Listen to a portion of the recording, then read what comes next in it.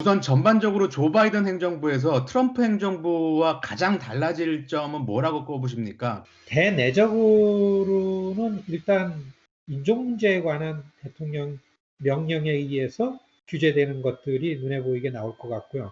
그거보다 더 우리한테 확연하게 달라 보이는 것은 이민 관련한 문제라고 보여집니다. 이슬람민들과 이슬람 국가들과의 관련된 트럼프 그 행정부에서 대통령령으로 규제해 놨던 거를 다 풀어질 것 같아요. 그리고서 또 한 가지는 말이 많고 탈이 많던 그 국경 장벽 건설하는 거예요. 예. 이거를 스톱하고서 그 다음에 이민자들에 대한 비자 문제 같은 것들에 대한 그 어나운스먼트 하면은 그것이 가장 그 눈에 보이게 좀 시민들에게 다가올 것 같고요. 두 번째는 뭐 코로나 바이러스 관리 통제, 국민 보건 문제도 국내적으로는 굉장히 눈에 보이게 다르죠. 일단 바이든 대통령 그 취임하면서 시민 여러분 마스크 꼭 다 쓰십시오. 이거 굉장히 강조할 겁니다. 이게 일단 눈에 보이는 그 리더십에 관해서 달라지는 문제죠. 그 한마디 대통령의 워딩으로 달라지는 게 굉장히 많습니다. 예. 이 바이든 행정부는 국제사회에서 미국이 돌아왔다라고 선언을 하고 동맹을 복원하겠다고 이야기했는데 임기 중에 이런 게 성공을 할 수 있을 거라고 생각하십니까? 저는 이 부분은 이전으로 미국의 위치와 미국의 위상을 트럼프 이전으로 돌아가는 거는 그렇게 어렵지 않다고 봅니다. 왜냐하면 지금 뭐 국제 관계에서 가장 중요한 게 트레이드 팔리시인데요. 미국의 이 무역 관련해서 국제 관계에 미국이 이 주도했던 부분을 트럼프 4년 동안 이거를 다 깨버렸습니다. 이전에 이거를 또 바이든이 부통령일 때에 주도적으로다가 세링을 해놨기 때문에 이거를 복원해 나가는 부분에서 일단의 트럼프 이전에 국제사회에 미국의 제 위치를 찾고 리더십을 확보하는 데에서는 꽤 빠르게 그런 지위가 될 거라고 보여집니다.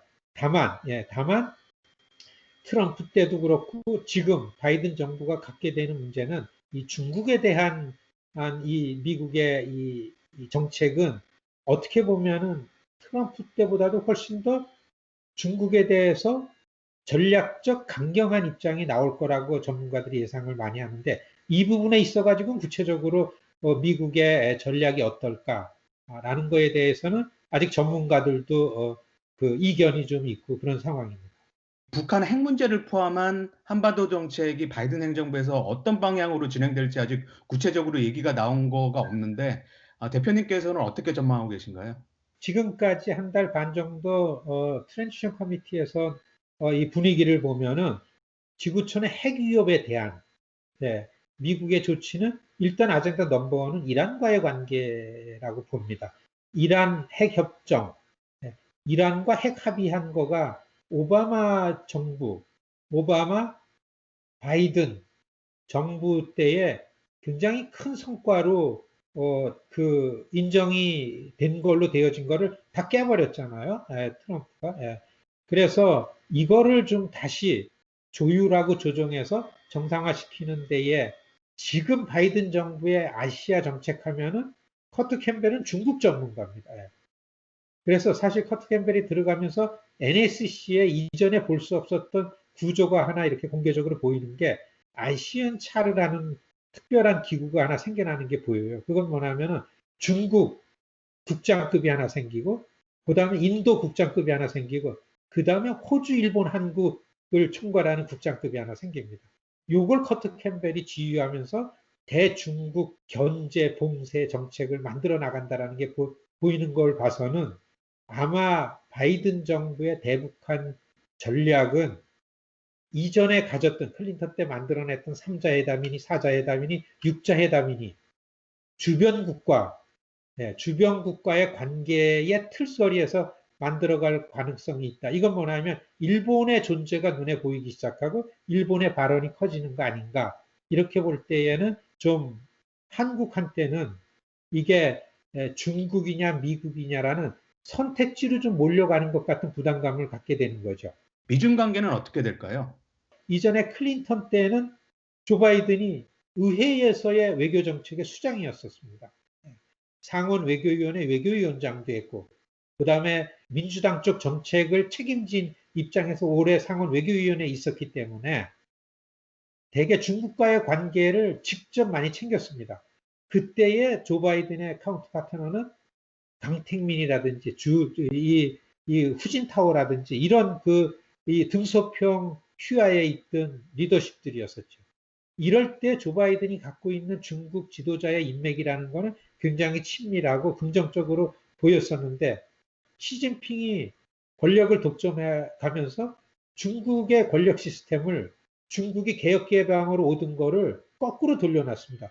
권위주의적 권력 체제를 갖게 된 거에 대한 지난 4년 동안의 중국 권력 체제 변화에 대해서 그동안 최근에 조 바이든 지금 이 당선자가 시진핑에 대한 생각을 수리한 걸 보면은 굉장히 실망하고 한쪽에서는 배신감 같은 것도 가졌다라는 얘기가 나올 정도로 굉장히 그런 분위기에 지금 조 바이든이 대통령이 되는 거죠.